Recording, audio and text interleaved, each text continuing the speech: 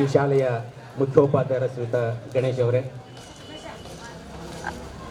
ನಿಮ್ಮೆಲ್ಲರಿಂದ ದೇವರು ಅನ್ನುವಂತಹ ಯಾರೂ ಕೊಡದ ಪ್ರಶಸ್ತಿ ಪಡೆದಂತಹ ನಮ್ಮೆಲ್ಲರ ನೆಚ್ಚಿನ ಮುಖ್ಯೋಪಾಧ್ಯಾಯ ನಾರಾಯಣಪ್ಪನವರೇ,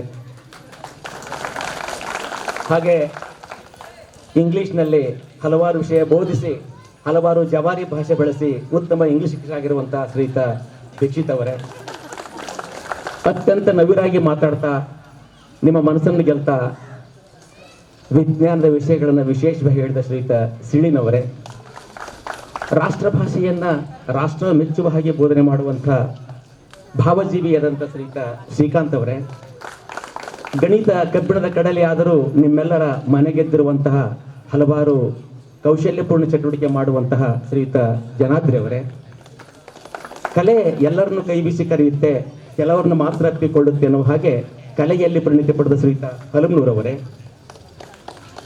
ಜೊತೆಗೆ ವಿಶೇಷವಾಗಿ ಮಕ್ಕಳ ಬಗ್ಗೆ ಮಮಕಾರ ಹೊಂದಿದಂತಹ ಕನ್ನಡವನ್ನು ಅತ್ಯಂತ ಅಚ್ಚುಕಟ್ಟಾಗಿ ಬೋಧನೆ ಮಾಡ್ತಿದ್ದಂತಹ, ಜೊತೆಗೆ ಟೂರ್ನಲ್ಲಿ ನಮ್ಮೊಂದಿಗೆ ಅತ್ಯಂತ ವಿಶೇಷವಾಗಿ ಸಹಕಾರ ಕೊಡ್ತಾ ಇದ್ದಂಥ ನಾಗರತ್ನ ಮೇಡಮ್ ಅವರೇ, ಹಾಗೂ ಸಮಾಜದಲ್ಲಿ ನೀವೆಲ್ಲ ಹೇಳ ಹಾಗೆ ಅತ್ಯಂತ ಆಸಕ್ತಿ ವಹಿಸಿ ಅವರು ಜಾಯಿನ್ ಆದಾಗಲೇ ಈ ಮೊಬೈಲನ್ನು ಬಳಸಿ ಅತ್ಯಂತ ಉತ್ತಮವಾಗಿ ಇತಿಹಾಸ ಪಾಠವನ್ನು ತಮಗೆ ಬೋಧನೆ ಮಾಡಿದಂಥ ಶ್ರೀಯುತ ಶಾರದಾ ಮೇಡಮ್ ಅವರೇ, ಹಾಗೂ ನೀವೆಲ್ಲ ಹೇಳಿದ ಹಾಗೆ ಈ ಶಾಲೆಯ 4 ಜನ ಅನ್ನಪೂರ್ಣೇಶ್ವರಿಯಾದಂಥ ಹಳ್ಳಿಯವರೇ, ಶೆಟ್ರೆ, ಮಾದಮ್ಮನವರೇ, ಶೇಖಮ್ಮನವರೇ, ಹಾಗೂ ಈ ಶಾಲೆಯ SDMC ಅಧ್ಯಕ್ಷರೇ ಮತ್ತು ವಿಶೇಷವಾಗಿ ನಮ್ಮೆಲ್ಲರ ಪ್ರೀತಿಯ ವ್ಯಕ್ತಿ ಶರಣಪ್ಪನವರೇ, ಇಷ್ಟು ಹೇಳಿ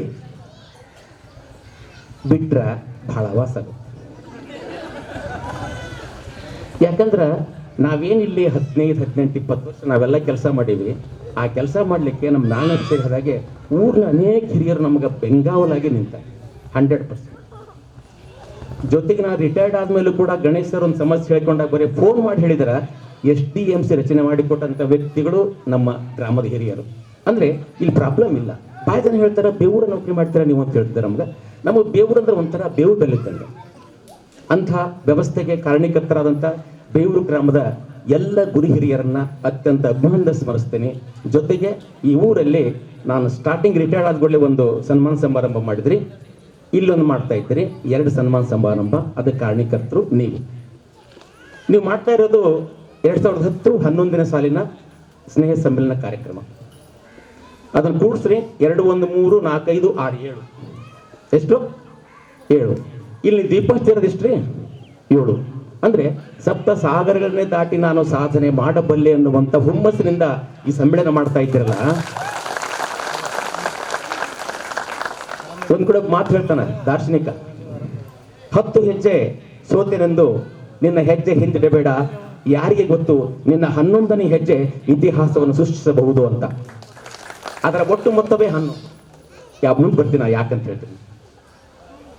ನಿಮ್ಮನ್ನ ಇಲ್ಲಿ ಮಟ್ಟ ಕೈ ಬಿಟ್ರಲ್ಲ ನಿಮ್ಮ ಪಾಲಕರು, ಅವ್ರು ನಿಜವಾಗಿ ಅಭಿನಂದನ ಪೂರ್ಣ.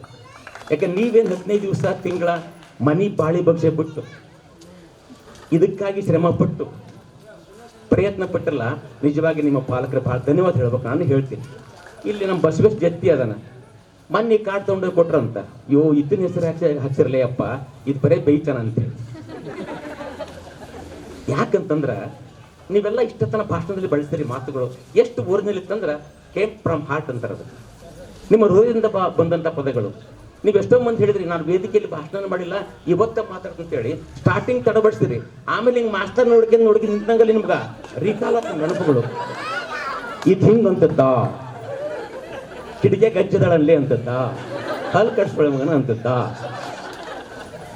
ಇವು ಏನಂದ್ರ ನೀವು ಇನ್ನೂ ನಿಮ್ಮ ಶಾಲೆ ಕಲಿತ ಜೀವನ ನೆನಪಿಟ್ರಲ್ಲ, ಅದರ ಸಾರ್ಥಕ ಸಂಕೇತ ಅಂತ ನಾನು ಭಾವಿಸ್ಬೇಕು. ಜೀವನದಲ್ಲಿ ನಾವು ಎಷ್ಟೊಂದು ವಂದನೆಗಳನ್ನ ಅಭಿನಂದನೆಗಳನ್ನ ಸಲ್ಲಿಸ್ಬೇಕಂದ್ರೆ ಒಂದ್ ಕಡೆ ಒಂದು ಮಾತು ಬರುತ್ತೆ. ನಮ್ಮೆಲ್ಲರದಷ್ಟೇ, ನಮ್ದು ಬೇರೆ ಬೇರೆ ಅಲ್ಲ. ನಾವು ಹುಟ್ಟಿದಾಗ ನಾವು ಸೂಲಿಗಿತ್ತಿಗೆರೆ ಕೈ ಹುಟ್ಟಿರ್ತೀವೋ, ಆಸ್ಪತ್ರೆಯ ಗಾಯಗಳ ಕೈ ಹುಟ್ಟಿರ್ತೇವೋ ಗೊತ್ತಿಲ್ಲ. ಅಲ್ಲಿ ನಮಗೆ ಬಟ್ಟೆ ಹೊಚ್ಚಿ ನಮ್ಮನ್ನು ಬೆಚ್ಚಗೆ ಮಾಡಿ ತಾಯಿ ಮಡಿ ತಂದು ಕೊಡ್ತಾರಲ್ಲ, ಅಲ್ಲಿಂದ ಸ್ಟಾರ್ಟ್ ಆಗುತ್ತೆ ನಾವು ಅಭಿನಂದನೆ ಹೇಳೋದು. ಅಲ್ಲಿಂದ ಹಿಡಿದು ಈ ದಿನದ ಈ ಕ್ಷಣದವರೆಗೆ ನಮಗೆ ಯಾರೆಲ್ಲ ಸಹಾಯ ಸಹಕಾರ ಕೊಟ್ಟಿದ್ದಾರೋ ಅವರನ್ನೆಲ್ಲ ಸ್ಮರಿಸಬೇಕಾಗದ್ದು ನಮ್ಮ ಸನಾತನ ಹಿಂದೂ ಧರ್ಮದ ಶ್ರೇಷ್ಠ ಸಂಸ್ಕೃತಿಯ ಪ್ರತೀಕ. ಅದನ್ನಿವತ್ತು ನೀವು ಮರುಕಳಿಸಿದ್ದೀರಿ. ಮೋಸ್ಟ್ಲಿ ಅನ್ಬೋದು, ಏನು ಬಿಡು ಒಂದು ಗುರು ಒಂದನ್ನ ಮಾಡಿದ್ರೆ ಏನು ಸಾಧ್ಯ. ನೆನಪಿಡ್ರಿ, ಏನು ಮಾಡ್ತೀರಿ ಮುಖ್ಯ ಅಲ್ಲ, ಹೇಗೆ ಮಾಡ್ತೀರಿ ಮುಖ್ಯ ಅಲ್ಲ, ನಿಮ್ಮ ಮನಸ್ಸನ್ನ ತೊಡಸ್ಕೊಳ್ತೀರ ಅದು ಬಹಳ ಇಂಪಾರ್ಟೆಂಟ್. ಇವತ್ತಿನ ವ್ಯವಸ್ಥೆಯಲ್ಲಿ ನಮ್ಮ ಸರ್ ಹೇಳಿದಾಗೆ ಅತ್ಯಂತ ಎದುರಾಗದೀವಪ್ಪ ನಾವು, ನಮ್ಮ ಮೈಂಡಿಗೆ ನೆಮ್ಮದಿ ಶಾಂತಿ ಅನ್ನೋದೇ ಇಲ್ಲ. ಒತ್ತಡದಲ್ಲಿ ನಾವು ಬದುಕ್ತೀವಿ. ಅಟ್ಲೀಸ್ಟ್ ಆ ಒತ್ತಡದಿಂದ ಹೊರಬಂದು 15 ದಿವಸ ನೀವು ಇದಕ್ಕಾಗಿ ಶ್ರಮ ಪಟ್ಟಿರಲ್ಲ, ನೀವು ನೆನಪಿಟ್ಟಿಗಾರ್ರಿ, ನೀವು 15 ದಿವಸ ನಿಮ್ಮ ತಲೆಗೆ ಇದನ್ನ ಬಿಟ್ಟರೆ ಬೇರೆ ಏನಿಲ್ಲ ಇಲ್ಲ, ಹೌದಾ ಅಲ್ಲ? ಅಂದ್ರೆ 15 ದಿವಸ ಆದ್ರೂ ಕಡೆಗೆ ನೀವು ಜಂಜಡಗಳಿಂದ ನಿಮ್ಮ BP ಶುಗರ್ನಿಂದ ದೂರ ಇದ್ರಿ. ಅಂದ್ರೆ ನಾವು ನಮ್ಮ ಮನಸ್ಸನ್ನ ಒಳ್ಳೆಯ ಕಾರ್ಯಕ್ರಮಗಳತ್ತ ತುಡಿಸಿದರೆ, ಒಳಗೊಂಡಿಸಿದರೆ ನಮ್ಮ ಮನಸ್ಸು ನೆಮ್ಮದಿ ಇರ್ತೈತಿ, ನಮ್ಮ ಆಯುಷ್ಯ ಹೆಚ್ಚಾಗುತ್ತೆ. ಅಂದ್ರೆ ನೀವು ಮಾಡಿದ್ದೇನಪ್ಪ ಅಂದ್ರೆ ಈ 15 ದಿವಸ ಮಾಡಿದ ಈ ಕಾರ್ಯಕ್ರಮ ನಿಮಗೆ ಮತ್ತೆ 15 ವರ್ಷ ಆಯುಷ್ಯ ಹೆಚ್ಚಾಗ್ತದೆ. ನಾನು ನಿಮ್ಮನ್ನು ಹೊಗಳಕ್ಕೆ ಹೇಳ್ತಾ ಇಲ್ಲ, ಸೈಂಟಿಫಿಕ್ ಆಗಿ ಹೇಳ್ತಾ ಇದ್ದೀನಿ. ನಮ್ಮ ಬದುಕು ಬಹಳ ಒತ್ತಡದಾಗೈತಿ. ಆಗಲೇ ಎಷ್ಟೋ ಜನ ನೋಡಿದ್ ನಾನು, ಅವ್ರನ್ನೆಲ್ಲ ನೋಡಿದಾಗ ಅವತ್ತಿನ ಆ ಮುಖ ಇವು ಸ್ವಲ್ಪ ನಮಗೆ ಎಲ್ಲೆಲ್ಲೋ ಕಣ್ಣಿಗೆ ಬಂದಾಗತ್ತೆ. ಜಯಲಕ್ಷ್ಮಿ ಹೇಳಿದ್ಲು, ನಾನು ಒಟ್ಟ ಮಾತಾಡಕ್ ಬರಲ್ಲ ಅಂತೇಳಿ, ಬಂದು ಚೆಲುವು ಮಾಡಲಿ ಹೇಳ್ತೀನಿ ನಮಗಂದ ಕಾಶಿ ವಿಶ್ವನಾಥ ಸರ, ಫಸ್ಟ್ ಬ್ಯಾಟಿಂಗ್ ನಾನು ಏನಂದ್ರೆ sir not out bat. Next ನಮ್ಮ ನಾರಾಯಣ ಚೆಲುವು ಮಾಡಿದ್ರು. ಅವ್ರು ನೋಡ್ರಿ ನಿಮ್ಗೆ ಹೇಳ್ತೀನಿ, ನನ್ನ ಅನುಭವದ ಹೇಳಕತ್ತೀನಿ, ಆತೆಂದು ಭಾಷಣ ಮಾಡಿದ ಮನುಷ್ಯನಲ್ಲ. ಆದ್ರೆ ಇವತ್ತು ಅತ್ಯಂತ ಭಾವನಾತ್ಮಕವಾಗಿ ಮಾತಾಡಿ, ಮೋಸ್ಟ್ಲಿ ಭಾವಜೀವಿ ಅವರು. ಹೀಗಾಗಿ ನಾವೆಲ್ಲ ದೇವರು ಅಂತ ಕರಿತೀವಿ, ನೀವು ದೇವರು ಅಂತ ಕರಿತೀವಿ, ಅದು ಸುಳ್ಳಲ್ಲ. ದೇವರು ಎಲ್ಲೂ ಇಲ್ಲ, ಮಂದಿರದಲ್ಲಿಲ್ಲ, ಮಕ್ಕಾದಲ್ಲಿಲ್ಲ, ಕಾಬಾದಲ್ಲಿಲ್ಲ, ಕೈಲಾಸದಲ್ಲಿಲ್ಲ, ನಮ್ಮೊಳಗೆ ದೇವರದನ. ಅದನ್ನ ಕಂಡ್ಕೊಂಡಿವಿ ನಾವು ನೀವು ಅಷ್ಟೇ. ಹೀಗಾಗಿ ನೀವು ಯಾರಲ್ಲೇ ಆದ್ರೂ ದೇವ್ರನ್ನ ಕಾಣ್ಬೋದು, ನಾಟ್ ಓನ್ಲಿ ನಾರಾಯಣಪ್ಪ. ಅಂದ್ರೆ ನೀವು ನೋಡೋ ದೃಷ್ಟಿ ಚೆನ್ನಾಗಿದ್ರೆ, ನೀವು ಹೇಳೋ ಮಾತು ಚೆನ್ನಾಗಿದ್ರೆ ನಿಮ್ಗೆ ಇನ್ನೊಬ್ಬ ವ್ಯಕ್ತಿ ಚೆನ್ನಾಗಿ ಕಾಣ್ತಾರೆ. ಇವತ್ತಿನ ಕಲುಷಿತ ವಾತಾವರಣದಲ್ಲಿ ನಾವು ಮನಸ್ಸು ಕೆಡ್ಸ್ಕೊಳ್ಳೋದ ಜಾಸ್ತಿ. ಮನಸ್ಸು ಕೆಡ್ಸ್ಕೊಂಡು ಏನ್ ಮಾಡ್ತಪ್ಪ ಅಂದ್ರೆ ಎಲ್ಲ ಬರೆದು ಮಾತಾಡಿ ಗುದ್ದಾಡಿಕೊಂಡು ಮರುದಿವಸ ನಮ್ಮವ್ರ ದೋಸ್ತಿ ಕ್ಲೋಸ್. ಯಾಕೆ ಹಿಂಗಾಗುತ್ತಂದ್ರೆ ನಮ್ಮಲ್ಲಿ ದೂರದೃಷ್ಟಿ ಇಲ್ಲದಿರುವ ಕೊರತೆ ಅಂತ ಹೇಳ್ಬೋದು ನಾವು. ಅದಕ್ಕೆ ನೆನಪಿಡ್ರಿ, ನಮ್ಮ ಬದುಕಿನ ಸಾಕಷ್ಟು ನೋವು ಬರ್ತಾವ. ಒಂದ್ ಕಡೆ ದಾರ್ಶನಿಕರು ಹೇಳ್ತಾರ, ಬಾಡದ ಹೂವ ಬೆಳೆದವರಾರು, ನೋವಿಲ್ಲದ ಬದುಕ ಕಳೆದವರಾರು, ಸೈರಣಿಗಿರಲಿ ನಿನ್ನ ಬದುಕಿಗೆ ಅಂತ. ಯಾಕೆ ಈ ಮಾತು ಹೇಳ್ತಂದ್ರೆ, ನೀವು ಅನೇಕ ವ್ಯವಸ್ಥೆಯಲ್ಲಿ ಬಂದಿದ್ದೀರಿ. ವಿಶೇಷವಾಗಿ ಎಷ್ಟು ಚೆನ್ನಾಗಿ ನೀವು ಸಂಘಟನೆ ಮಾಡಿ ಮಾತಾಡ್ತೀರಿ, ಬರೀತೀರಂದ್ರೆ ನನಗೆ ಬಹಳ ಖುಷಿ ಅನ್ಸುತ್ತೆ. ಟೀಕಲ್ ಇಷ್ಟು ಸ್ಟ್ಯಾಂಡರ್ಡ್ ಅದನ, ಮಹೇಶ್ ಇಷ್ಟು ಸ್ಟ್ಯಾಂಡರ್ಡ್ ಅದನ, ಜಯಲಕ್ಷ್ಮಿ ಹಿಂಗ ಅಂತ ನಮ್ಗೆ ಹೆಮ್ಮೆ ಬರ್ತದೆ. ಅದೆಷ್ಟು ಚೆನ್ನಾಗಿ ನೀವು ಸಂಘಟನೆ ಮಾಡಿ ಶಬ್ದಗಳನ್ನು ಜೋಡಿಸಿ ಬರೀತೀರಂದ್ರೆ ಆ ಎಲ್ಲ ಶಬ್ದಗಳ ಹಾರ ನಮಗೆ ಬಹಳ ಭಾರ ಆಗಿದೆ. ನಾವು ಹಿಂಗೆ ಅನ್ಸುತ್ತಾ, ಹಾಗಾದ್ರೆ ಇವರೆಲ್ಲ ಇಷ್ಟು ಹೇಳ್ತಾರಲ್ಲ, ಇದಕ್ಕೆ ನಾವು ಯೋಗ್ಯರೇ ಅಂತ ಒಂದು ಪ್ರಶ್ನೆ ಕೇಳ್ಕೊಂಡು ಕುಂತ್ಕೊಂಡ ಮಾತಾಡ್ತಿರ್ತೀವಿ. ಅಂದ್ರೆ ನಿಮ್ಮ ಮತ್ತೊಂದು ಹೇಳ್ದ ಅವನು ಟೀಕಲ್ ಅದರಲ್ಲಿ, ಹೂವು ಬೆಳೆದ ಬಳ್ಳಿ ಗಿಡ ಒಂದೇ ಆದರೂ ಆ ಹೂವು ಏನಪ್ಪ ಅಂದ್ರೆ ಬೇರೆ ಬೇರೆ ಸೇರುತ್ತಾ ಅಂದ್ರೆ ದೇವರ ಮುಡಿಯನ್ನೋ, ಮಹಿಳೆಯ ಮುಡಿಯನ್ನೋ, ಇನ್ನೊಬ್ಬ ಎಲ್ಲೆಲ್ಲೂ ಸೇರುತ್ತಂತ ಹೇಳ. ಅಂದ್ರೆ ಅಷ್ಟು ನೀವು ಹೂವಿನ ಆಕಾರದಲ್ಲಿ ಬೆಳೆದಿದ್ದೀರಿ, ಬೇರೆ ಬೇರೆ ವೃತ್ತಿ ಮಾಡ್ತಾ ಇದ್ದೀರಿ. ಕೆಲವು ರೈತರಾಗಿರ್ಬೋದು, ಕೆಲವು ಗೃಹಿಣಿ ಆಗಿರ್ಬೋದು, ಕೆಲವರು ನೌಕರಿ ಮಾಡ್ತಾ ಇರ್ಬೋದು, ನೌಕರಿ ಮಾಡದೇ ಇರ್ಬೋದು. ದಯವಿಟ್ಟು ನೋಡಿ, ನೀವೆಲ್ಲೇ ಇರಿ, ಹೂವಾಗಿರಿ.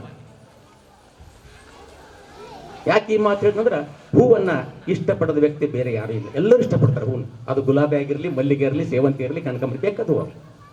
ಅಂದ್ರೆ ಅಂತ ಹೂವು ನೀವು ಆಗಿಲ್ತ. ನಮಗೇನು ಇವತ್ತು ನೀವು ಸನ್ಮಾನ ಮಾಡ್ತಾ ಇದ್ದೀರಿ, ಆ ಸನ್ಮಾನ ನೆನಪಿಡ್ರಿ, ನಾವು ಜೀವನದಲ್ಲಿ ಯಾವ ಪ್ರಶಸ್ತಿಗೂ ಆಸೆ ಪಟ್ಟಿಲ್ಲ, ಸಂತೋಷ ಪಟ್ಟಿಲ್ಲ. ಆದ್ರೆ ನೀವೇನು ಇವತ್ತು ನಮಗೆ ಕರೆಸಿ ಮಾಡ್ತಾ ಇದ್ದೀರಲ್ಲ, ಇದರ ಸಂತೋಷಕ್ಕೆ ಮೇರೆ ಇಲ್ಲ, ಯಾವ ಭಾರತ ರತ್ನ ಪ್ರಶಸ್ತಿಯೂ ಕಡಿಮೆ. ನೀವು ಕೊಡ್ತಾ ಇರೋದು ಏನಿಗೆ ನಮ್ಗೆ ನಿಷ್ಕಲ್ಮಶ ಪ್ರೀತಿ ಕೊಡ್ತಾ ಇದ್ದೀರಿ. ನೀವು ನಮ್ಮಿಂದ ಏನು ನಿರೀಕ್ಷಣೆ ಮಾಡ್ತಾ ಇಲ್ಲ. ನಾರಾಯಣ ಸರ್ ಬಂದು ನಮ್ಗೆ ಇದನ್ನು ಕೊಡಬೇಕು, ಶರಣಪ್ಪ ನಮ್ಗೆ ಇದನ್ನು ಕೊಡಬೇಕು, ದೀಕ್ಷರ್ ಇದನ್ನು ಕೊಡಬೇಕು, ಭೀಮೋ ಇದನ್ನು ಕೊಡಬೇಕು, ನೀವು ಏನು ಕೇಳಲ್ಲ. ನೀವು ನಿಮ್ಗೇನಿದೆ, ನಮ್ಮ ಗುರುಗಳಪ್ಪ ಹಿಂದೆ ನಮ್ಗೆ ಕಲಿಸ್ಯಾರ, ಅವ್ರಿಗೆ ನಾವು ಏನಪ್ಪ ಅಂದ್ರೆ ಒಂದು ಖುಷಿ ಮಾಡಬೇಕು, ಸನ್ಮಾನ ಮಾಡಬೇಕಂತ ನೀವು ಬಯಸ್ತಾ ಇದ್ದೀರಲ್ಲ, ಆ ಭವಿಷ್ಯದ ಜೀವನ ಆ ಭಾವನೆಯಲ್ಲಿ ಬೆಳಗಿದ್ರೆ ನಿಮ್ಮ ಬಾಳು ಬಂಗಾರವಾಗಲು ಸಾಧ್ಯ ಅಂತ ನಾನು ಹೇಳಿ. ಪ್ರೀತಿಯ ವಿದ್ಯಾರ್ಥಿಗಳೇ, ನೀವೇನೇ ಮಾಡಿ ಸಮಾಜ ಮೆಚ್ಚುವ ಸತ್ಪ್ರಜೆಗಳಾಗಿ. ಪ್ರೀತಿಯ ವಿದ್ಯಾರ್ಥಿಗಳೇ, ನೀವೇನಾಗಿ ನಿಮ್ಮ ತಂದೆಗೆ ಒಳ್ಳೆಯ ಮಕ್ಕಳಾಗಿ. ಯಾಕೆ ಈ ಮಾತು ಹೇಳ್ತಂದ್ರೆ, ಇವತ್ತು ಬಹುಪಾಲು ತಂದೆ ತಾಯಿಗಳು ಮಕ್ಕಳಿಂದ ದೂರವಾಗಿ ಅನಾಥಾಶ್ರಮದಲ್ಲೋ ಸಿಂಗಲ್ಲೋ ಜೀವನ ಕಳೀತಾರೆ. ಇಂಥ ಎಲ್ಲ ಕಾರ್ಯಕ್ರಮ ಮಾಡಿ ನಿಮ್ಮ ತಂದೆ ತಾಯಿಗಳಿಗೆ ನೀವು ಗೌರವ ಕೊಡದೆ ಹೋದರೆ, ನಮ್ಮ ಸರ್ ಹೇಳಿದ ಹಾಗೆ ನೀವು ಮಾಡಿದ ಈ ಪ್ರೀತಿಯ ಸನ್ಮಾನಕ್ಕೆ ಎಲ್ಲೋ ಒಂದು ಕಡೆ ಕಪ್ಪು ಚುಕ್ಕಿ ಅಂತ ನಾನು ಭಾವಿಸ್ತೀನಿ. ಜೊತೆಗೆ ನಿಮ್ಮ ಗಂಡನಿಗೆ ಒಳ್ಳೆಯ ಹೆಂಡತಿಯಾಗಿ, ನಿಮ್ಮ ಹೆಂಡತಿಗೆ ಒಳ್ಳೆಯ ಗಂಡರಾಗಿ. ಯಾಕಂತಂದ್ರೆ ಇದು ಭಾಳ ಇಂಪಾರ್ಟೆಂಟು. ಗಂಡ ಹೆಂಡತಿನೇ ಒಂದಿಲ್ಲ ಅಂದ್ರೆ, ನಿಮ್ಮಲ್ಲಿ ಸಾಮರಸ್ಯ ಇಲ್ಲ ಅಂದ್ರೆ, ನಿಮ್ಮಲ್ಲಿ ಸಂಮಿಲನ ಇಲ್ಲ ಅಂದ್ರೆ, ಮತ್ತು ನಿಮ್ಮ ಮಕ್ಕಳ ಗತಿ ಏನು? ಅಧೋಗತಿ ಗಂಗಾವತಿ. ಅದಕ್ಕಾಗಿಯೇ ಒಳ್ಳೆಯ ತಂದೆ ತಾಯಿಗಳಾಗಿ, ಅಂದರೆ ನಿಮ್ಮ ಮಕ್ಕಳು ಭಾಳ ಬೆಳಗ್ತವೆ. ಯಾಕಂದ್ರೆ ನಿಮ್ಮ ಮಕ್ಕಳನ್ನ ಬೆಳೆಸಿ ಭಾಳ ಇಂಪಾರ್ಟೆಂಟು.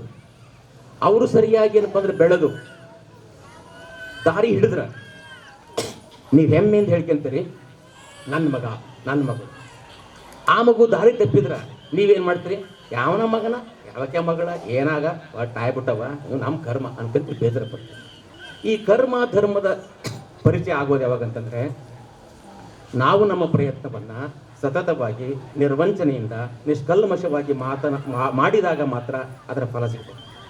ಒಂದು ತೆಂಗಿನ ಮರ ಇವತ್ತು ನೆಡ್ತೀವಿ ನಾವು, ಅದ್ರ ಫಲ ಇವತ್ತು ಸಿಗಲ್ಲ. ಬೇಕು 10 ವರ್ಷ, 15 ವರ್ಷ, 20 ವರ್ಷ.